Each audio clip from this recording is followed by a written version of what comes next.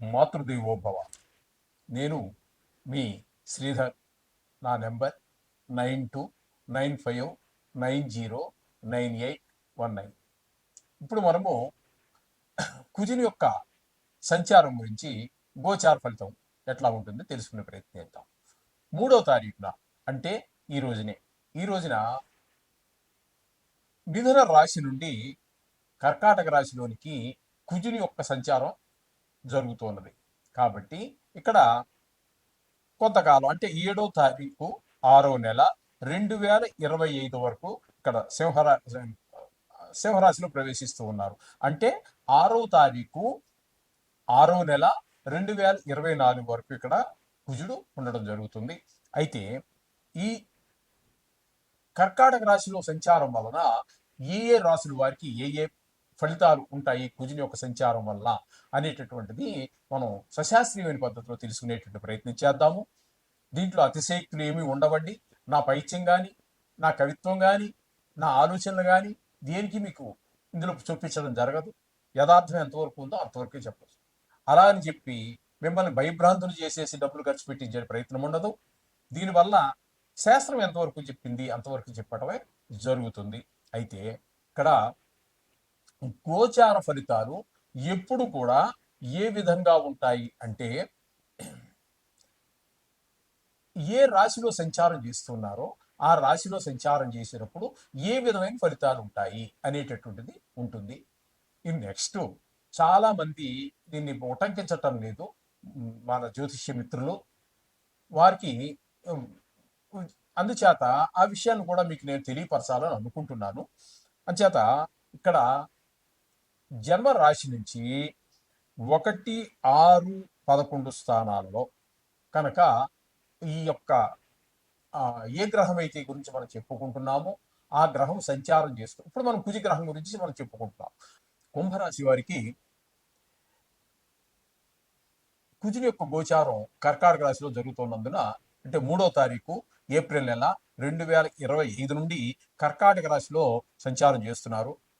కాబట్టి ఈ కుంభరాశి వారికి 6వ స్థానంలో సంచారం చేయటం వల్ల కుజుడు శుభ ఫలితాలు ఇస్తాడా, అశుభ ఫలితాలు ఇస్తాడా, శుభ ఫలితాలు ఇస్తే ఏ విధమైన ఫలితాలు ఇస్తాడు, అశుభ ఫలితాలు ఇస్తే ఏ విధమైన ఫలితాలు ఇస్తాడు అనేటటువంటిది మనం సశాస్త్రీయమైన పద్ధతులు తెలుసుకునేటువంటి ప్రయత్నం చేద్దాము. ఇందులో అతిశయోక్తులకు తావు లేదండి. అలాగని చెప్పేసి మిమ్మల్ని భయభ్రాంతులు చేసే ప్రసక్తి కూడా ఏమి లేదు. ఇది కేవలం గోచారం మాత్రమే గుర్తుపెట్టుకోండి. జాతక ఫలితాల్లో అయితే వేరుగా ఉంటుంది, అది మెయిన్గా ఉంటుంది. దీని ఫలితం మన జాతకంలో ఇది కూడా చాలా ఇంపార్టెంట్, అందులో ఏమీ సందేహం లేదు. అయితే దీని ప్రాముఖ్యత దీనికి ఉన్నది, అలా అని చెప్పి తీసి పారేయడానికి లేదు. అలాగని ఇదే జాతకంగా మీరు పరిగణించక్కర్లేదు. కుజుడు గురించి గోచార ఫలితం ఇది. కుజుడు యొక్క ఫలితం మన జాతక రీత్యా ఏ విధంగా ఉందో కూడా చూసుకోవాలి. అలాగే మనకు నడుస్తున్నటువంటి సమయం, ఏ మహాదశ నడుస్తుంది, ఏ అంతర్దశ నడుస్తుంది, వాటి మీద కూడా ఆధారపడి ఉంటాయి. చాలా రకాలు ఉన్నాయండి ఇవన్నీ చెప్పాలంటే. ఇప్పుడు మనకు సమయాభావం, ఇవన్నీ కుదరదండి. ఇది కొన్ని సంవత్సరాల పాటు అధ్యాయం చేసాం మేము.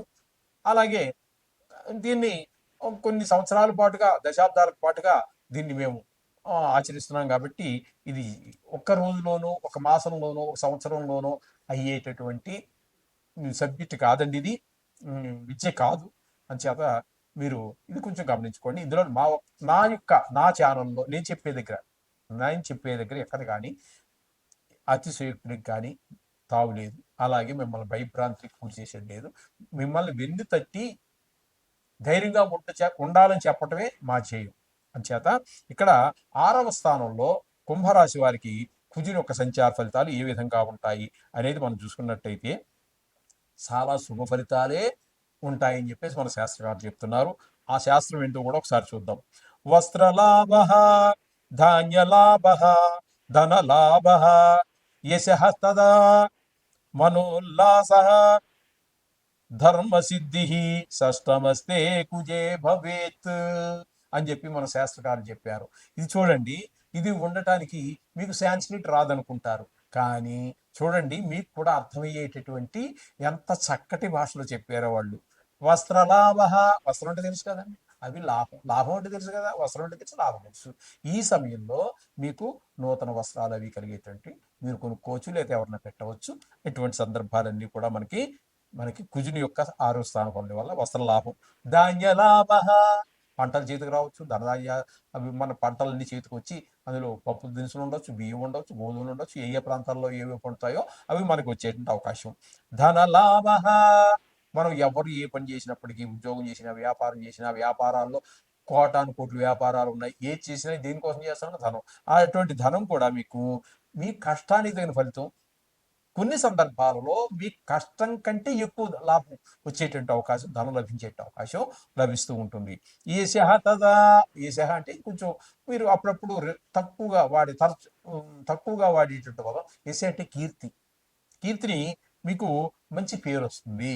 ఈశ అంటే మీరు ఏదో మరి ఏదో పెద్ద ఇది మరి శాస్త్ర గ్రంథాల్లోకి వెళ్ళిపోయి దాన్ని ఏదో మరి ఎక్కువగా ఊహించుకోక్కర్లేదండి. మంచివాడంటే చాలదండి, అదే మన కీర్తి.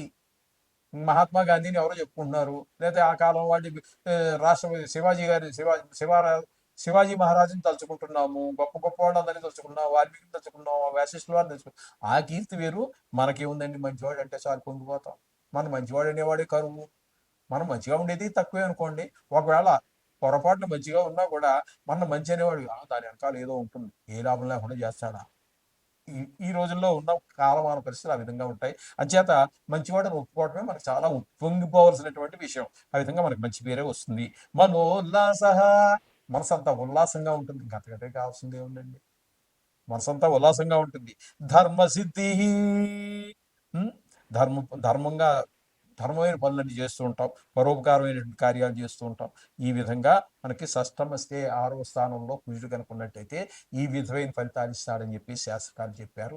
ఆ విధంగా మనకి ఎంత బాగున్నప్పటికీ, ఎంత మంచి ఫలితాలు ఇచ్చినా కూడా ఈ నవగ్రహాలు ప్రతి నిమిషము మన వెనకాలే ఉంటాయి. డిగ్రీకి ఉంటాయి. లగ్నాంత కాలాలు అని చెప్పేసి 2 గంటలకి ఏదో గ్రహం మారుతూనే ఉంటుంది.